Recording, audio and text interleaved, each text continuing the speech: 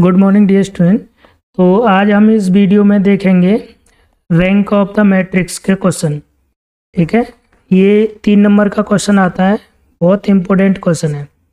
तो जैसे इसमें पूछा गया है what is the echelon form of the matrix, मतलब मैट्रिक्स का एक्लन फॉर्म क्या होता है। And reduce the following matrix A to the echelon form and find its rank. तो ये 3 नंबर का क्वेश्चन है। 1 नंबर की डेफिनेशन हो जाती है और 2 नंबर मिलेंगे इसकी रैंक फाइंड आउट करने की। तो आपको डेफिनेशन के लिए क्या करना है, डेफिनेशन हमने एक वीडियो डाल रखा है एक्लन फॉर्म का, आप उस पर जाके इसको देख सकते हो कि इसकी डेफिनेशन क्या होती है। अब हम देखते हैं कि इस क्वेश्चन को सॉल्व कैसे करना है। तो एक हमने डेफिनेशन में बताया है कि एलिमेंट्री ऑपरेशंस यूज करते हैं। तो अब हम देखते हैं इसका सॉल्यूशन। तो ये हमारा क्वेश्चन है, मैट्रिक्स ए दे रखी है, this is A is equal to this. अब मैं इस पे एलिमेंट्री ऑपरेशंस लगाऊंगा। आर देखो, अब यहाँ पे 1 है, यहाँ 1 है और यहाँ 3 है। तो मैं क्या करूँगा, यहाँ फर्स्ट पोजीशन पे 1 ले आऊँगा। तो मैं इसको इंटरचेंज कर सकता हूँ, R1 रो को इंटरचेंज विद R2। तो ये मैट्रिक्स कन्वर्ट हो जाएगी। देखो 1 -2 एंड 1 एंड -5।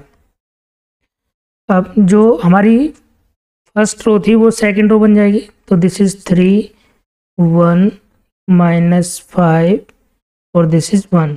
और जो थर्ड रो है वो सेम रहेगी, 1 5 -7 और 2।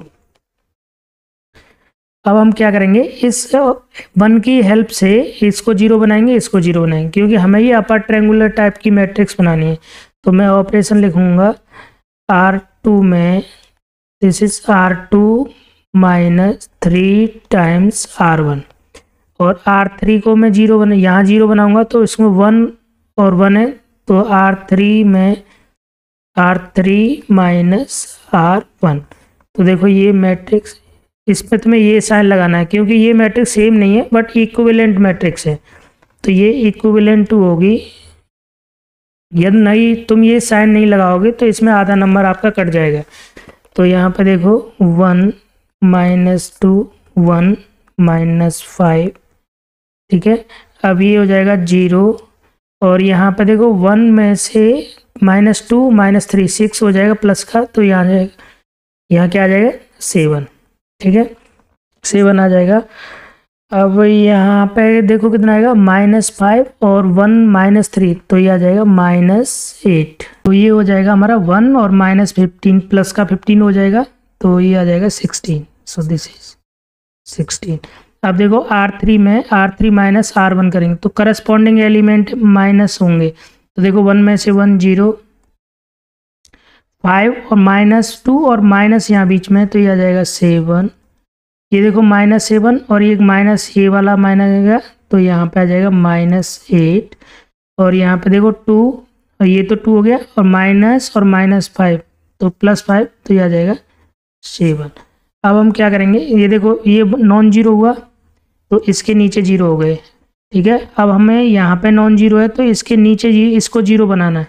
इसको 0 बनाने का मतलब है R3 में R3 -R2। तो ये कितना आ जाएगा, देखो 1 -2 1 -5 0 7 -8 16। देखो 0 आ जाएगा और 7 -7 0 -8 और माइनस करोगे तो प्लस का 8 हो जाएगा। तो ये आ जाएगा हमारा 0 और 7 और -16, तो ये आ जाएगा माइनस का 9, ठीक है। तो अब यहाँ से हम इसकी रैंक कितनी होगी, देखो यहाँ पे नॉन जीरो है, ये 0 हो गया, ठीक है। यहाँ नॉन जीरो है, ये दोनों 0, तो ये अपर ट्रायंगुलर टाइप बन गया। अब यहाँ हम नॉन जीरो को हटा नहीं सकते तो यहाँ पे नॉन जीरो ही रहेगा, ठीक है। यहाँ 0 नहीं ला सकते क्योंकि यहाँ इससे 0 लाओगे तो यहाँ नॉन जीरो हो जाएगा। तो इसका मतलब है कि इसमें जो नॉन जीरो रो हुई, तो नॉन जीरो रो कितनी हुई, देखो 1 2 3। तो इसकी रैंक, इसको यहाँ इक्विवेलेंट लगाना है, ठीक है। Rank of A is equal to 3। तो ये क्वेश्चन यहाँ पे कंप्लीट हो जाता है। ठीक है, तो तुम्हें इस टाइप का अपर ट्रायंगुलर बनाना है एक्लन फॉर्म से, जिसमें हम एलिमेंट्री ऑपरेशंस यूज करते हैं। तो thank you watching this video.